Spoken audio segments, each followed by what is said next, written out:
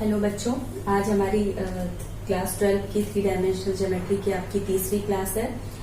पिछली क्लास में हम आप लोगों को लाइन के पैरामीट्रिक और नॉन पैरामीट्रिक इक्वेशंस के बारे में बता चुके थे।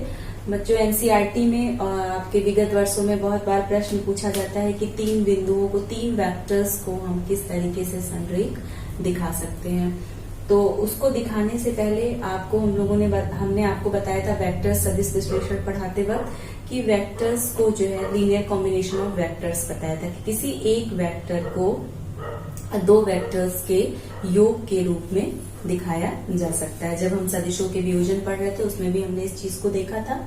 अब जो लीनियर कॉम्बिनेशन ऑफ वेक्टर्स होते हैं वो दो प्रकार से हो सकते हैं। उनका जो वेरिएबल होता है उसका बिहेवियर दो प्रकार से होता है।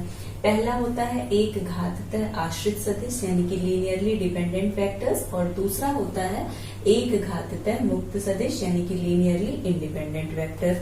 और जब हम एक घाततः आश्रित सदिश और एक घाततः मुक्त सदिश के बारे में जान जाएंगे, उसके बाद हम एक प्रमेय देखेंगे। प्रमेय क्या है? एक प्रोसीजर है कि अगर तीन बिंदुओं को संरेख दिखाना है तो तीन बिंदुओं के समरेख होने के लिए उनके स्थिति सदिश में एक ऐसा रैखिक समीकरण अवश्य होना चाहिए जिनके गुणांकों का बीजगणितीय योग 0 हो।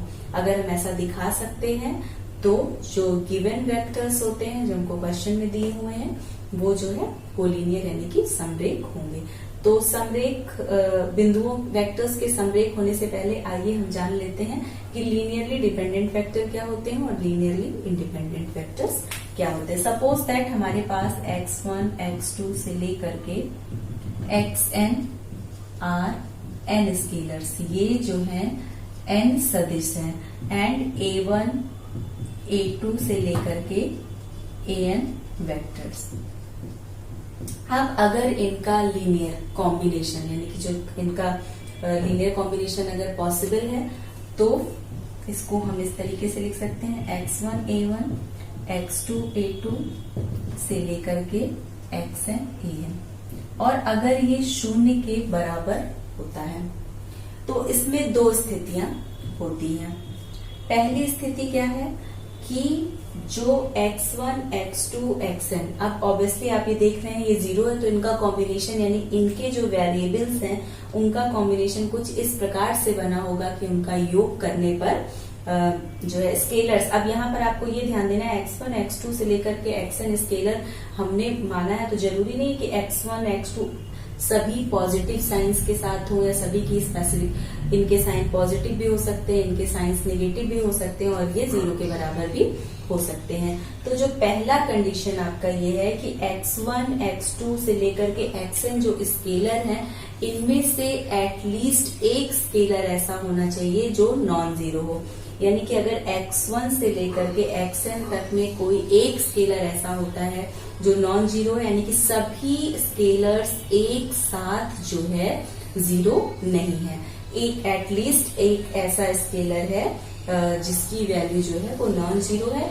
अगर ये पॉसिबल है तो जो वेक्टर्स हैं वो एक घाततः आश्रित सदिश यानी कि लीनियरली डिपेंडेंट वेक्टर्स कहलाते हैं। फिर से ध्यान दीजिएगा कि अगर x1 से लेकर के xn हमारे पास n स्केलर हैं और a1 से लेकर के an तक हमारे पास n वेक्टर्स हैं, और अगर इनका लीनियर कॉम्बिनेशन पॉसिबल है यानी कि अगर हम इन्हें इस तरीके से लिख सकते हैं x1 a1, x2 a2 plus last में xn an, और अगर इनके लीनियर कॉम्बिनेशन की वैल्यू आपकी 0 है तो x1 से लेकर के xn तक जितने भी स्केलर्स हैं सभी इकट्ठे 0 नहीं होंगे, एटलीस्ट एक स्केलर ऐसा जरूर होगा जो नॉन जीरो है।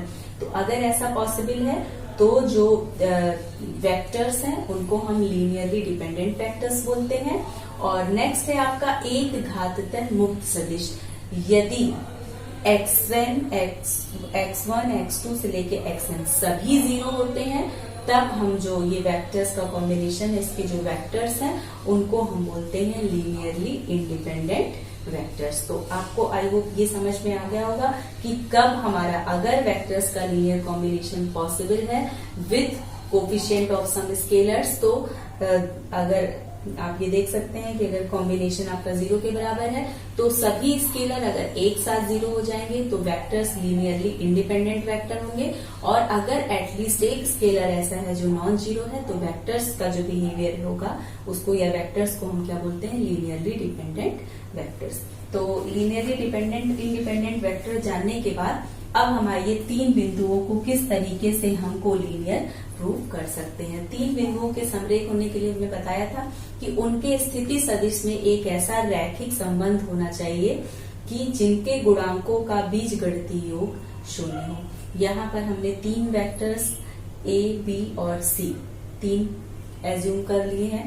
उनका लीनियर कॉम्बिनेशन है XA YB प्लस ZC, और वेक्टर्स अब चूंकि रैखिक ये पॉसिबल है तो ये हमको एक एजम्पशन मेक करनी है कि X Y Z तीनों ही 0 नहीं होंगे, लीनियरली इंडिपेंडेंट वेरिएबल नहीं है, लीनियरली डिपेंडेंट वेक्टर्स हैं। क्योंकि आपको इन्हें हमें कोलिनियर प्रूफ करना है तो ऑब्वियसली ये लीनियरली डिपेंडेंट वेक्टर है। तो इसमें हमें मानना है कि X, अब यहाँ पे देख सकते हैं जिनके गुणांक होते हैं यानी A B C के गुणांक क्या है, X Y और Z। तो X Y Z का बीजगणितीय योग 0 हो, लेकिन हमारे पास ये लीनियरली डिपेंडेंट वेक्टर्स हैं तो तीनों एक साथ 0 नहीं हो सकते हैं, यानी कि इसमें से एटलीस्ट एक स्केलर ऐसा होगा कि जो 0 नहीं होगा। तो इस एजम्पशन के साथ में हम किस तरीके से दिखा सकते हैं, आइए देखते हैं, इसका प्रूफ देख लेते हैं।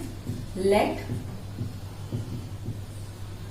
ये हमारी गिवन कंडीशन है x plus y plus z is equal to 0।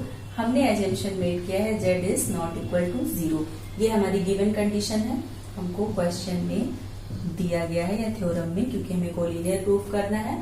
तो इसका मतलब आपका हो जाएगा x plus Y is equal to minus Z. देख सकते हैं इधर 0 है।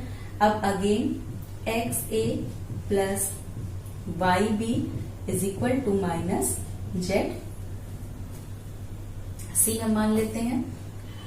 अब यहां पर माइनस जेड को हमने x प्लस वाई से, आपकी इक्वेशन नंबर 1 है, रिप्लेस कर दिया और ये आपका सी वेक्टर है।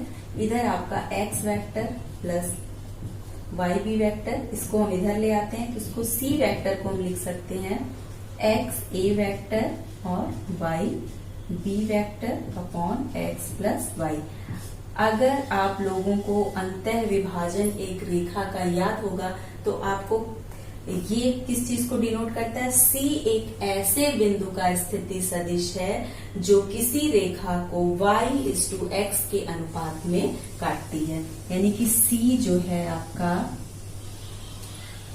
रेखा A का स्थिति सदिश ऐसा है जो y/x के अनुपात में काटती है। ये आपका वेक्टर बी है, तो आप ये देख सकते हैं पहले अनुपात का दूसरे वेक्टर में, दूसरे अनुपात का पहले वेक्टर में, और दोनों जो अनुपातों के योग से हम डिवाइड करते थे। अगर आपको इंटरनल डिवीजन लाइन का याद है वेक्टर फॉर्म में, तो अब ये इसका क्या मतलब हुआ कि जो पॉइंट सी है वो ए और बी के बीच में कहीं पर पड़ रहा है। और ऐसा किस कंडीशन में होगा कि जब लाइन जो वेक्टर ए बी सी तीनों एक ही रेखा पर स्थित हैं। आप क्लियरली देख सकते हैं कि वेक्टर ए, वेक्टर सी और वेक्टर बी तीनों एक ही रेखा पर स्थित हैं। तो ये तो आपकी हो गई सफिशिएंट कंडीशन, पर्याप्त स्थिति। दूसरी है आपकी नेसेसरी कंडीशन। हम यहाँ पर रिवर्स मान के चलेंगे, पहले से मान के चलेंगे कि तीनों वेक्टर्स जो हैं वो कोलिनियर हैं, और यदि तीनों वेक्टर कोलिनियर होंगे तो हम ये मान के चलते हैं कि कोई m/n में, यानी कि AB को C है, m/n के अनुपात में कोई अनुपात बना रहा है। यहाँ पर m/n में कोई लाइन वेक्टर AB को, और C उसका जो है बीच में कहीं पर स्थित है, यानी कि इंटरनली कोई लाइन जो है या कोई पॉइंट डिवाइड करता है m/n के रेशियो में। तो अगर ऐसा है तो आपका जो है C वेक्टर जो है आपका किसके बराबर हो जाएगा, MB vector plus NA vector upon m plus n। अब इसको आप क्रॉस मल्टीप्लाई कर दीजिए,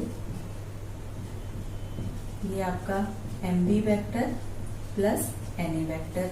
अब यहाँ पर आप इसको लिख सकते हैं n a vector m b vector minus m plus n c vector is equal to 0। अब यहाँ पर आप देख लीजिए, अगर हम n बराबर x मान लें, m बराबर y मान लें और माइनस m प्लस n बराबर z मान लें, तो ये किसके बराबर हो जाएगा आपका x a plus y b plus z c is equal to 0। अब इनके गुणांकों का बीजगणितीय योग m प्लस n आप देख लीजिए, n plus m minus m plus n, और ये किसके बराबर आ जाएगा 0 के बराबर आ जाएगा। तो ये इसकी नेसेसरी कंडीशन हो गई, यानी कि पहले हमने ये माना जो गिवन कंडीशन है उसके आधार पर हमने दिखाया कि यदि 3 वेक्टर्स हमको दिए हुए हैं, 3 बिंदुओं के स्थिति सदिश है हमारे पास, और यदि हम ऐसा दिखा सकते हैं कि जो एक बिंदु है वो 2 बिंदुओं के बीच में कहीं पड़ता है, यानी कि किसी अनुपात में 2 सदिशों को किसी अनुपात में वो स्थिति सदिश जहां पर स्थित है वो काट रहा है, तो इसका मतलब क्या हो गया कि तीनों जो वेक्टर्स हैं वो किसी एक ही रेखा पर स्थित है। और दोबारा जो कंडीशन होती है उसमें हम ये मान के चलते हैं कि जो ए बी सी है वो ऑलरेडी कोलिनियर है, और अगर कोलिनियर है तो इसका मतलब कोई भी एक बिंदु जो होगा वो 2 वेक्टर्स के बीच में पड़ेगा। यहाँ पर हमने ए बी के बीच में सी माना है, कोई भी मान सकते हैं तो पड़ेगा, और यहाँ पर इस तरह से हमने दिखाया और फिर हमारी प्रीवियस कंडीशन प्रूफ हो गई कि अगर जो है बिंदु समरेख हैं तो उनके गुणांकों का, इसको हम लोगों ने लीनियर कॉम्बिनेशन के रूप में दिखाया, X A plus Y B plus Z C के फॉर्म में आ गया इसको सॉल्व करने के बाद में, और जो उनके कोफिशिएंट्स हैं यानी एक्स वाई जेड, यहाँ पर हमने सॉल्व करने पर क्या हमने देखा कि अगर हम m को x के बराबर मानते हैं, m को y के बराबर मानते हैं, तो ऑटोमेटिकली m प्लस n का जो नेगेटिव है वो हमारा z के बराबर हो जाएगा, और जब हम इनके गुणांकों को जोड़ते हैं तो उसका बीजगणितीय योग जो है आपका 0 के बराबर आ रहा है। तो आई होप कि ये बहुत ही इम्पोर्टेंट टॉपिक है, क्योंकि इसमें से आपका 5 नंबर का क्वेश्चन जरूरी आता है, लगभग हर साल ही पूछा हुआ है कि बिंदुओं को 3 वेक्टर्स को हम किस तरीके से कोलिनियर दिखाते हैं। तो ये बहुत ही इंपॉर्टेंट है, इसको आप ध्यान दीजिएगा, और इस पे बेस्ड क्वेश्चंस ज्यादा से ज्यादा अनसॉल्व में से भी और आपकी एक्सरसाइज में भी काफी दिए हुए हैं, तो उसको सॉल्व करने की कोशिश करिएगा।